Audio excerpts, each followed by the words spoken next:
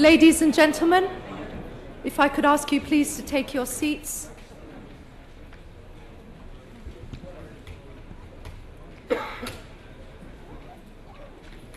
I'll just wait until our speakers have found their seats.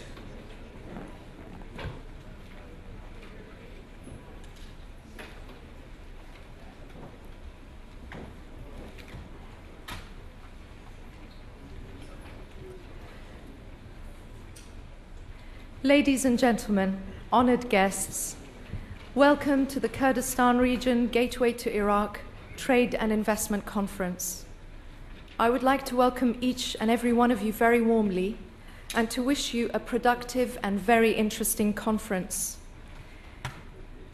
May I begin my remarks as chair with the unenviable task of reading out some boring administrative notices, but it's a requirement for this conference.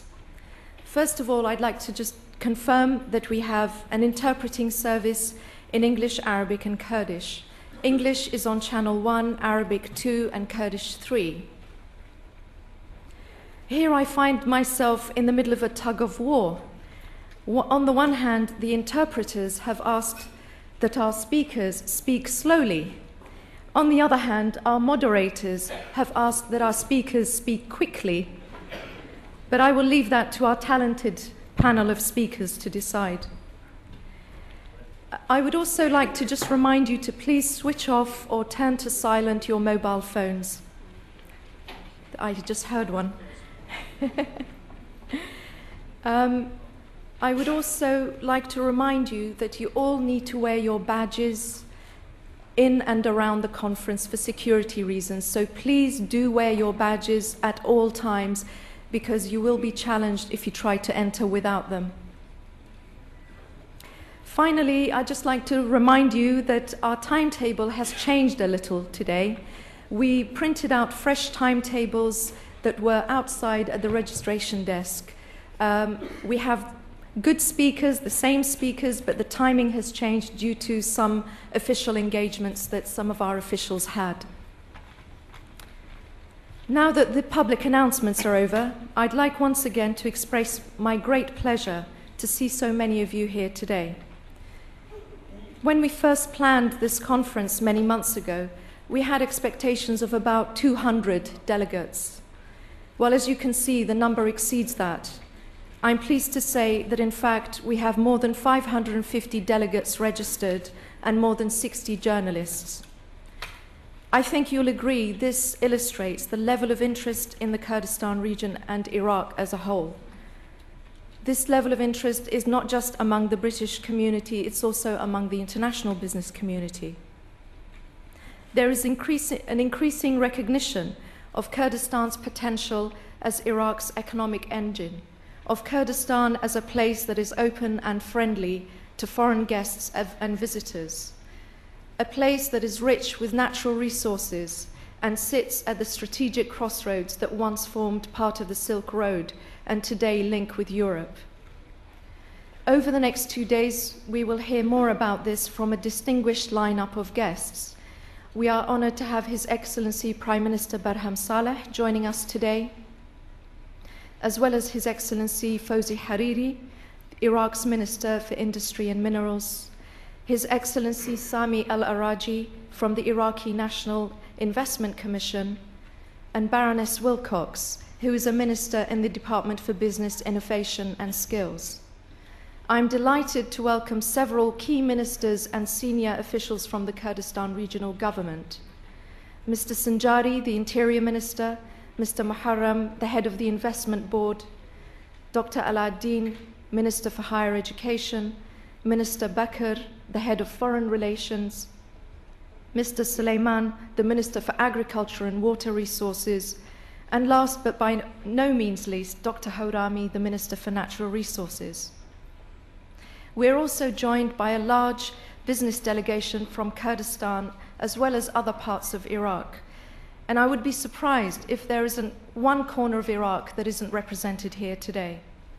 The Erbil, Slemania, and Duhok Chambers of Commerce are here, as is the Contractors Union, and so are members of the Iraqi National Business Council. Of course, there are companies and delegates here from many countries around the world, all the way from Korea to the United States, Turkey, and of course, different parts of Britain, including Northern Ireland and Scotland.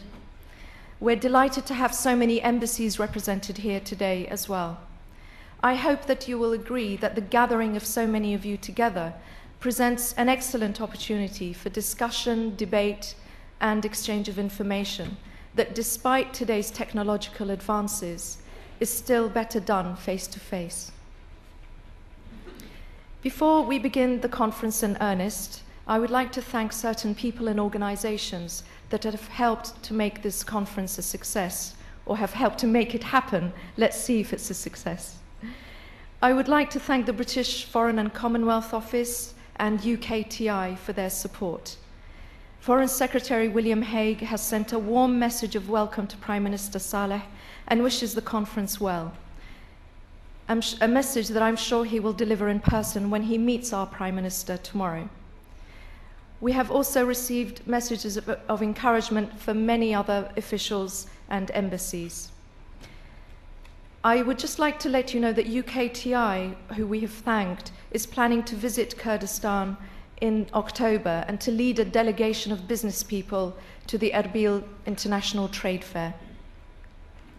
I must also pay tribute today to the all-party parliamentary group on the Kurdistan region, and I'm delighted that Meg Munn and Gary Kent are here today, among other members of the group.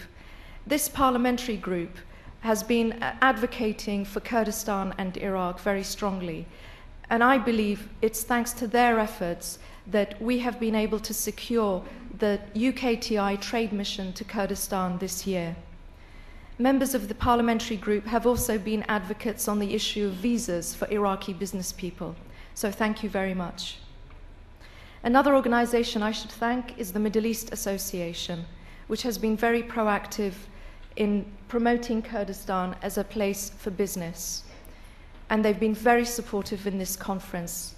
I'd like to thank Baroness Nicholson and the Iraqi British Business Council for welcoming the delegation so warmly and for helping us with this conference. I must also thank Newsdesk Media, our partners in organizing this conference, who've worked with us very patiently. Of course, I mustn't forget some very important people, the sponsors. I'd like to thank the sponsors who are already committed to Kurdistan and have been working there, and now they're here with us today to promote Kurdistan to those of you who haven't been. There are many more organizations and people that I should thank, but time is short, and I hope they will understand that I can't name everybody, but your efforts have been appreciated. In conclusion, ladies and gentlemen, I would like to thank you once again for your enthusiasm and for your interest in Kurdistan and Iraq. I would like to encourage those of you who haven't yet been to Kurdistan to go and see for yourselves what is possible, to see for yourselves why brands like Pepsi, Coca-Cola, Lafarge, Rotana, Lufthansa are investing and doing trade with Kurdistan and Iraq, and for you to see that it's time to grasp the opportunity in Kurdistan. Thank you very much.